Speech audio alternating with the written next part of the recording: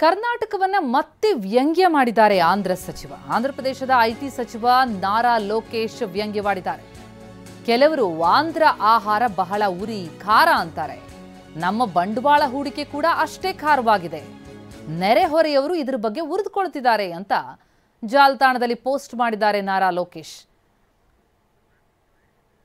ಕರ್ನಾಟಕದ ಹೆಸರನ್ನ ಉಲ್ಲೇಖಿಸದೆ ಪರೋಕ್ಷವಾಗಿ ವ್ಯಂಗ್ಯ ಮಾಡಿದ್ದಾರೆ. ಅವರ ಟ್ವೀಟ್ ಇಲ್ಲಿದೆ. ಕೆಲವರು ನಮ್ಮ ಆಂಧ್ರದ ಆಹಾರ ಬಹಳ ಉರಿ ಖಾರ ಎನ್ನುತ್ತಾರೆ. ಆದರೆ ನಮ್ಮ ಬಂಡವಾಳ ಹೂಡಿಕೆ ಕೂಡ ಅಷ್ಟೇ ಖಾರವಾಗಿದೆ.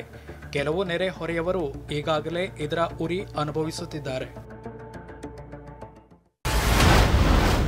ಕೆಲವರು ನಮ್ಮ ಆಂಧ್ರದ ಆಹಾರ ಬಹಳ ಉರಿ ಖಾರ ಎನ್ನುತ್ತಾರೆ. ಆದರೆ ನಮ್ಮ ಬಂಡವಾಳ ಹೂಡಿಕೆ ಕೂಡ ಅಷ್ಟೇ ಖಾರವಾಗಿದೆ. ಕೆಲವು ನೆರೆಹೊರೆಯವರು ಈಗಾಗಲೇ ಇದರ ಉರಿ ಅನುಭವಿಸುತ್ತಿದ್ದಾರೆ.